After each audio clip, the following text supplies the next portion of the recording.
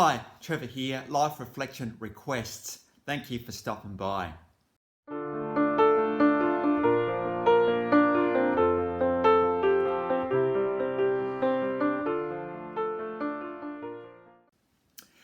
Well, I trust you enjoyed my last video from Ritchie Valens. And through his song Bamba, we looked at actually only at the age of 17 when he died, how much of a significance he's been in this world and what you can do even at that young age. So trust you found that one encouraging.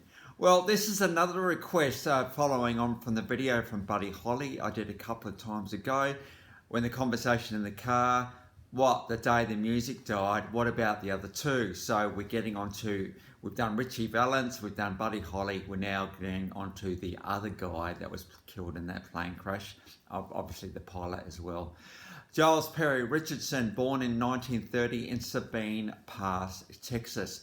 Singer, songwriter, guitarist, pretty underrated guitarist actually. He was pretty good, this guy, but he very much became well known as a DJ and he was known as the Big Bopper.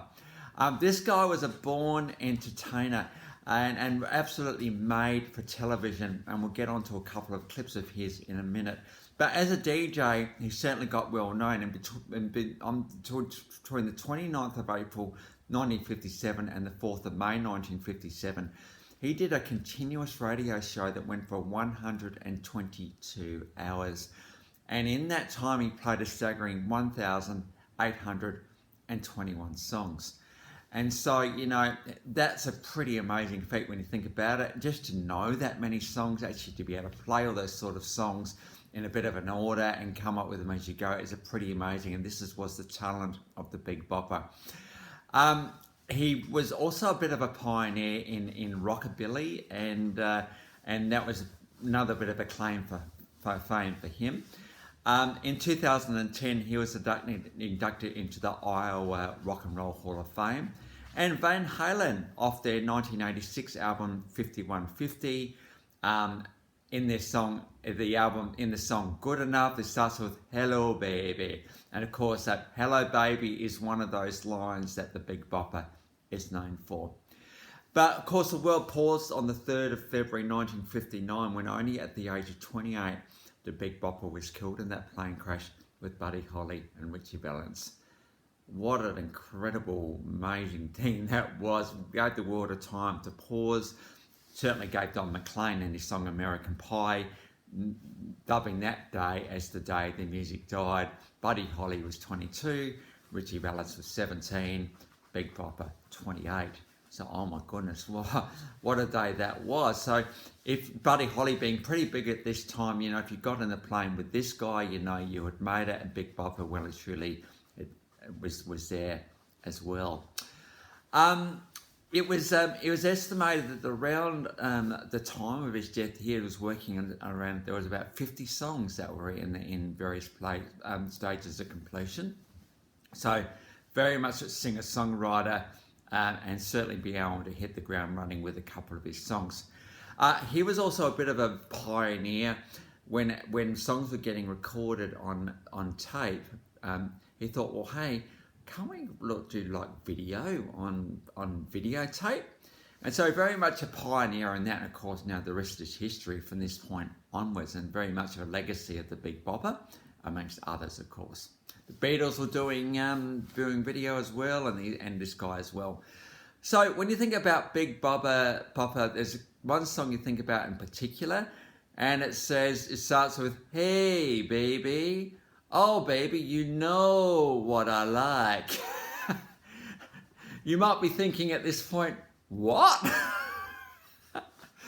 Well, get to watch the clip in a minute, you see what you mean. You're thinking, oh, you wouldn't really get away with that in this day and age. But we've got to remember, this is the 1950s.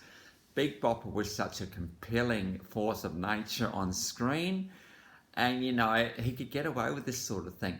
But it got me thinking about, hey, you know what I like, and thinking, what is wrong with actually saying? Obviously, you're not going to go around just blabbing into everybody, but you know, to those trustful, hey, you know I like that, right? You know, I really, really like that.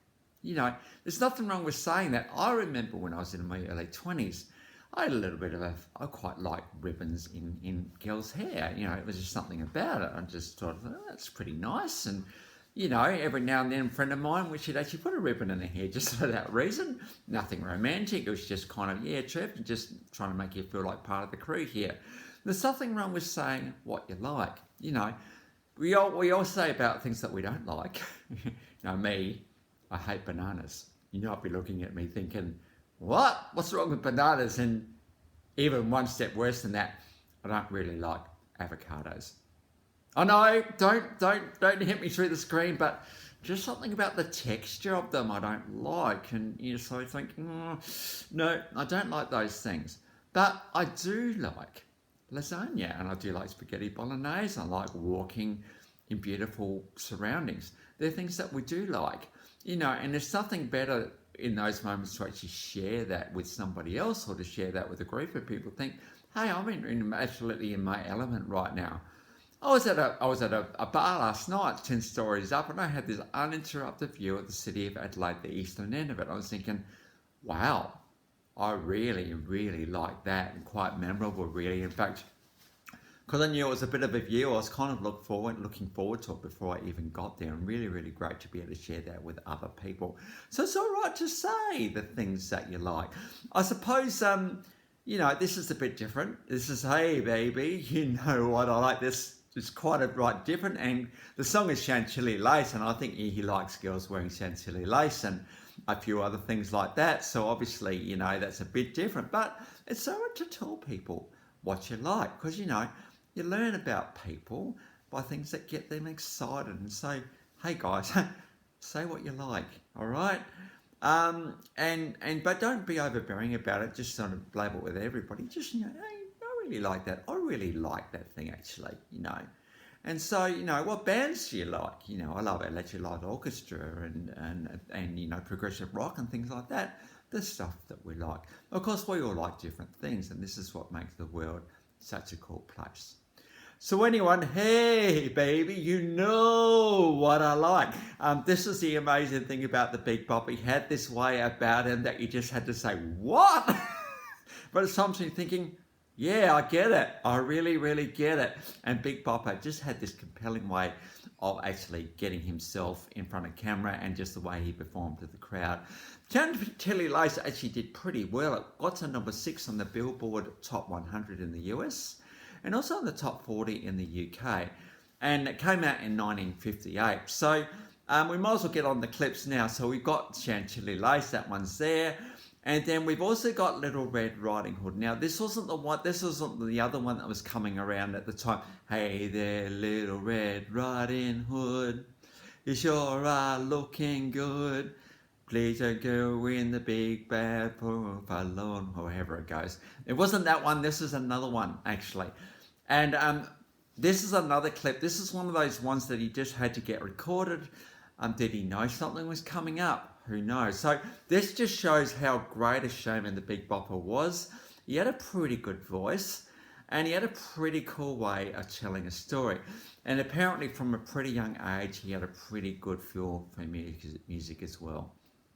So just remember 1950s, right? But don't remember people like the Beatles and Elvis Presley and the Beach Boys. They weren't scared to be themselves. And, you know, the world resonates with people when they are themselves, even if they're a bit different. So the links to both of those clips are in the description below. So please enjoy those. And just remember 1958, guys, okay?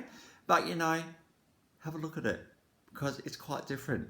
Let me just say, and you know what? I think I like it. Big Bopper would be happy for me if I said that, I'm reckoning. So, and if any of his family, any of the Richardson family are actually watching this video, hey, just know, really, really sad. The 3rd of February 1959 must be absolutely etched into your brains. Really, really sorry for the loss of this big guy with a big heart and a big voice. So the links to both of those songs are in the description below, and I've also included my last video from Ritchie Valens, so if you want to recap on him, feel free. Well, thank you to this guy who suggested I needed to do, along with Buddy Holly, Ritchie Valens, and the Big Bopper. It's good to get the three of those guys done. And I trust you've enjoyed this little mini series on the day the music died. Of course, I've already done John McClane and American Pie. So if you want a recap on that one, feel free. That one's under D in my playlists. Well, that's it for today.